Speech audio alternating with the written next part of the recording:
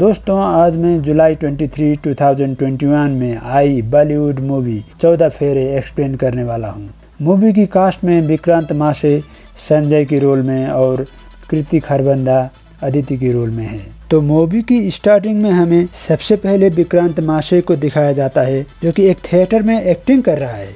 संजय एक बहुत बड़ी मल्टीनेशनल कंपनी में जॉब करता है और उसकी सैलरी लाखों में है। जब संजय थिएटर में एक्टिंग कर रहा है, उसकी मां का कॉल आता है और वो थिएटर छोड़ के जल्दी से चला जाता है। नेक्स्ट सीन में दिखाया जाता है अदिति को, जो अपनी छोटी बहन से वीडियो कॉल में बात कर रही है।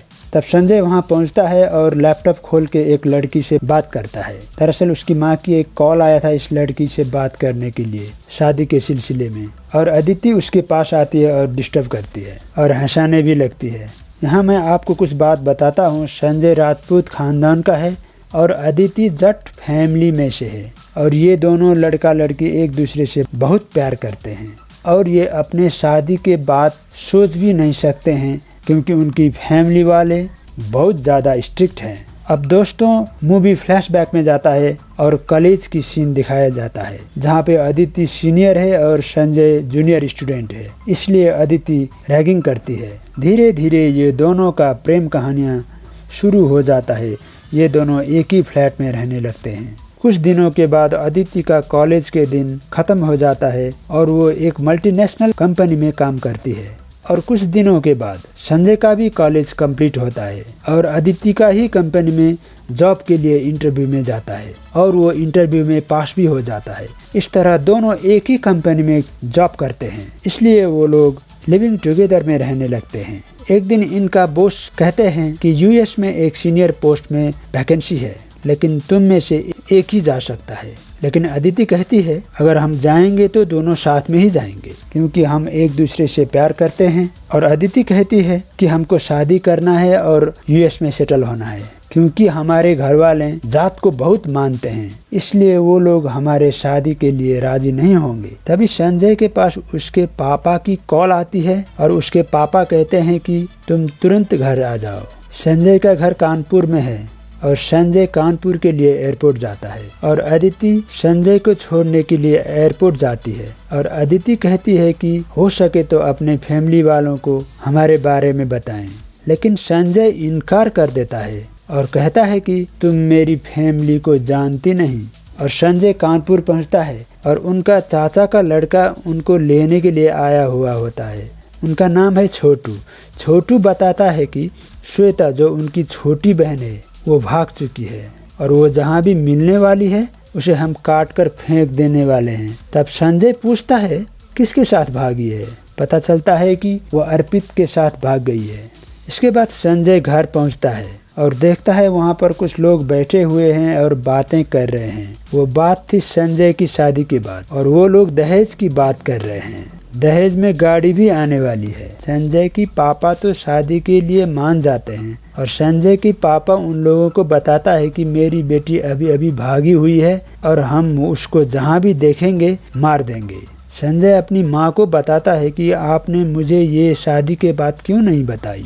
और तुरंत संजय बाहर जाता है और सभी लोगों को बताता है, मैं ये शादी नहीं करना चाहता हूँ, मैं तो किसी और लड़की से प्यार करता हूँ। वो सब लोग गुस्से में आते हैं, लेकिन संजय सबको कन्विंस करने कि वो लड़की अपने ही समाज की है, अपने ही जात की है और वो मल्टीनेशनल कंपनी में काम करती है और जितना दहेज ये लोग देने वाले हैं वो 1 साल में कमाएगी। इसके बाद अदिति को दिखाया जाता है, जो कि अपने भाई का वेट कर रही है उन्हीं के रेस्टोरेंट में। दोनों मिलते हैं और छोटी बहन के बारे में बात करते हैं कि वो कलकत्ता जाना चाहती है, लेकिन उसका भाई नहीं मानता है।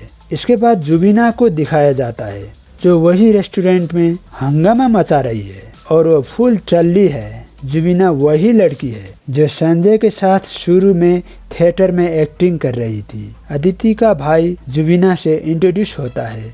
अदिति का भाई जुबीना से इम्प्रेस हो जाता है। इधर संजय वापस आता है दिल्ली और वो घर का सारी बातें बताता है। इसके बाद संजय और जुबीना को थिएटर में दिखाया जाता है। अब शो करते करते संजय सिंह को एक खतरनाक आइडिया आता है और संजय अदिति को वो आइडिया बताता है और बताता है कि हम लोग एक नकली पेरेंट्स बनाएंगे और जाकर तुम्हारी फैमिली से मिलेंगे और वही पेरेंट्स हमारे फैमिली से भी मिलेंगे। लेकिन अदिति नहीं मानती है। तब संजय उसे कहता है कि हमारे पास कोई और चारा नहीं है, यही करना है। फाइनली अदिति मान जाती है। तब वो ऐसे एक्टरों को ढूंढते हैं जो कि उनके लिए नकली माता पिता बन सके। तब वो लोग नकली माँ का ऑफर लेकर जुबीना के पास जाते हैं और जुबीना मान जाती है और कहती है कि ये तो मेरे लिए बायां हाथ का खेल है और ये मेरे लिए चैलेंजिंग भी है। और इसके बाद ये दोनों एक पंडित के पास जाते हैं और 100% मैच होने वाली कुंडली बनाने के लिए बोलते हैं। वो पंडित सातों में सातों गुण मैच होने वाली कुंडली बनाने के लिए राजी होता है। अब उनको नकली पिता ढूंढना था, कोई भी नहीं मान रहा था। वो लोग ऐसे एक्टर के पास जाते हैं जिसने एक्टिंग छोड़ दी थी और एक्टिंग छोड़ने की वजह ये थी कि वो जब दुशासन की रोल प्ले कर रहा था तो उसने पांचाली की साड़ी को सच में उतार दिया था। फाइनली वो आदमी नकली पिता बनने के लिए राजी होता है। अब यहाँ पर मिश्रा ट्रैवल एजेंसी दिखाया जाता है जहाँ पर उसके मामा भी बैठे हुए हैं और अदिति उनसे कहती है कि उसकी छोटी बहन के लिए ये कपड़े ले जाइए और अदिति उनके मामा के लिए एक एसी के टिकट बुक करवाती है। लेकिन ये सब सेटअप थी। वो लोग अदिति की मामा को इस ट्रेन में ट्रैवल कराना चाहते थे संजय की नकली माता पिता के साथ और उन्हें इनडायरेक्टली ये कहने वाले हैं कि उन्हें एक लड़की की तलाश है। तब संजय अपनी नकली माता पिता को वो ट्रेन में बिठाकर वहाँ से चला जाता है और उनकी नकली माता पिता चालू हो जाते हैं और अदिति की मामा से बात करने लगते हैं। वो लोग लड़के की बढ़ाई करते हैं लेकिन उसका मामा कुछ भी समझ नहीं रहा है। तब वो संजय और अदिति को कॉल करते हैं कि क्या किया जाए।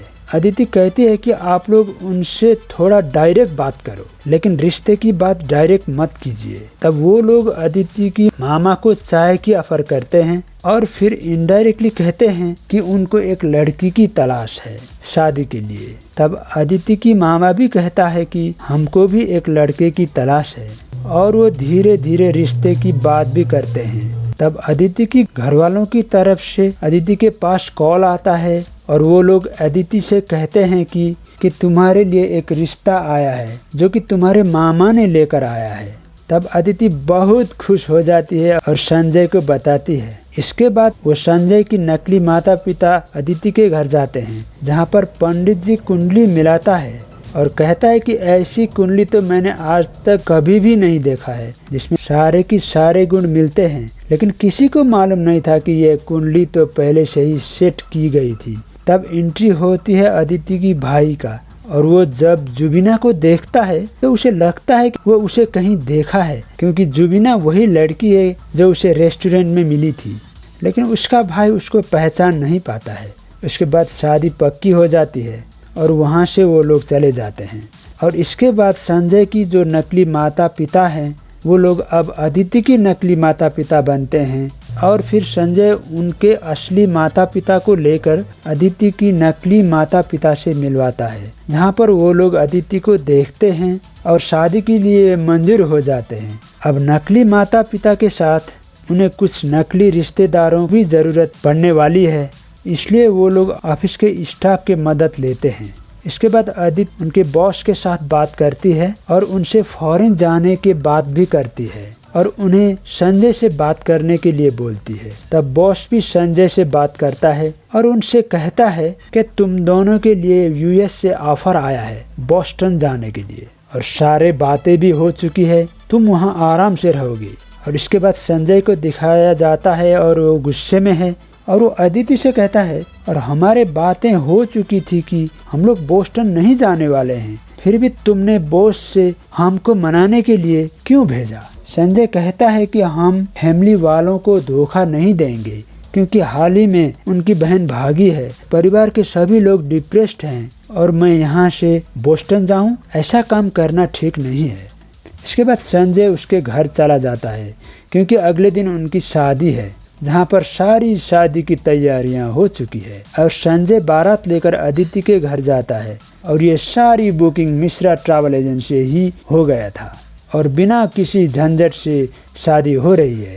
शादी होने के बाद संजय के पास श्वेता का कॉल आता है जो भाग गई थी और श्वेता कहती है कि मैं बहुत खुश हूँ और अगले दिन अदिति लैपटॉप पे कुछ काम कर रही है, पर नेट स्लो होने की वजह से काम नहीं हो पा रहा है। तब वो छोटू से कहती है और प्रिंट आउट लेकर आने के लिए बोलती है, और छोटू नेट कैफे पर जाता है और प्रिंट आउट निकालता है, और छोटू उस प्रिंट आउट पर अदिति का असली नाम देखता है और समझ जाता है कि अदिति राजपूत नहीं है, वो तो जाट है। और वो संजय को कॉल करता है और बोलता है कि मुझे सब कुछ मालूम हो गया। तब संजय वहाँ से जल्दी से अदिति को लेकर भाग जाता है। वो लोग ट्रेन में से जाते हैं और दूसरी स्टेशन पे उतरते हैं, जहाँ पर छोटू उन्हें पहले से ही वेट कर रहा था। और छोटू को देखकर ये लोग भागते हैं। छोटू उनको कहता है कि मत भागो, मैंने किसी को कुछ नहीं बताया है और नहीं बताऊंगा। वो लोग जब घर पहुंचते हैं तो अदिति का भाई वहां बैठा हुआ होता है और संजय के घर वाले भी उसी के घर पर बैठे हुए हैं, लेकिन वो लोग अलग अलग कमरे में हैं, उनको मालूम नहीं है। अदिति के भाई के जाने के बाद संजय को माता पिता को बताते हैं उनकी बॉस की अचानक डेथ हो चुकी थी, जिनके कारण उन्हें अचानक ही जाना पड़ा। संजय के पापा के पास एक कॉल आता है और बताते हैं कि संजय के नाम पर एक कॉल आ रहा है। संजय के पास एक अननोन नंबर से कॉल आ रहा है और वो शायद श्वेता का है। संजय के पापा को थोड़ा सा शक हो जाता है। अब वो सब लोग जब डिनर कर रहे होते हैं, संजय उनसे कहता है कि मेरे एक खास दोस्त की शादी है, उसके कारण हम दोनों को शादी के लिए कल जाना है। तब संजय का पापा का शक यकीन में बदल जाता है, क्योंकि उन्हें ऐसा लगता है कि ये लोग श्वेता का शादी करवाना चाहते हैं, इसलिए ये लोग वहाँ पर जा रहे हैं। अगले दिन हम देखते हैं कि संजय की शादी हो रही है और तभी हम देखते हैं मिश्रा जी भी वहीं होते हैं, जिनकी एजेंसी से संजय की बारात की टिकट बुकिंग करवाई गई थी। तब मिश्रा जी अदिति के पिता को फोटो दिखाकर बोलता है कि इनकी शादी पहले भी हो चुकी है, और इसे देखकर वो लोग बोलते हैं कि हम इन दोनों को मार डालते हैं। अदिति की मामा लड़का लड़की को बोलता है कि तुम लोग यहाँ से भाग जाओ, वरना ये लोग तुम्हें मार डालेंगे। तब वो वहाँ से भाग जाते हैं, लेकिन रास्ते में संजय के माता पिता मिलते हैं और संजय के माता पिता गाड़ी से उतरते हैं। तब वहाँ अदिति की फैमिली भी आ जाती है। अदिति के पिता उनसे कहते हैं कि तुमने हमारी नाक कटवाई है, अब हम समाज में कैसे मुंह दिखाएंगे, इसलिए तुम दोनों को अब मरना पड़ेगा। अदिति और संजय अपने अपने माता पिता को समझाते हैं, लेकिन लाख समझाने के बाद भी वो दोनों नहीं मानते हैं और उन्हें मारने की धमकियां देने लगते हैं। तब अदिति की नकली माता पिता ये लोग को समझाने लगते हैं, लेकिन ये लोग गुस्से में आकर उनके ऊपर पेट्रोल डालते हैं जिंदा जलाने के लिए। तब अदिति उनकी पिता से कहती है, अगर आप किसी को कुछ नहीं बताएं तो आपकी नाक भी नहीं कटेगी और समाज में इज्जत भी बनी रहेगी, लेकिन आप यहाँ किसी को जला देते हैं और सभी को मार देते हैं, तब तो आपकी नाक क्या, कोई आपसे बिजनेस डील भी नहीं करेगा और आप बिजनेस पार्टनर भी किसी को नहीं बना सकते हैं। तभी वहाँ पर गांव की कुछ बड़े लोग भी आ जाते हैं और वो लोग उनसे पूछते हैं कि यहाँ पर क्या हो रहा है। तब वो लोग कोई तीसरी बहाना बनाकर वो लोग को टाल देते हैं। तब अदिति के पिता भी मान जाते हैं और कहते हैं कि हमसे गलती हो गई है, और वो लोग राजी हो जाते हैं और फिर उन लोगों की शादी हो जाती है और इसी के साथ फिल्म खत्म हो जाती है। ये मूवी देखकर दोस्तों मुझे तो ऐसा लगता है कि झूठ बोलना पाप है। आपको क्या लगता है, कृपया कमेंट करके बताएं। तो चलिए दोस्तों, आपको वीडियो कैसी लगी? अच्छी लगी तो लाइक, कमेंट और सब्सक्राइब ज़रूर करें, और आपको अच्छी नहीं लगी तो हमें कमेंट सेक्शन में बताएं और सजेस्ट करें।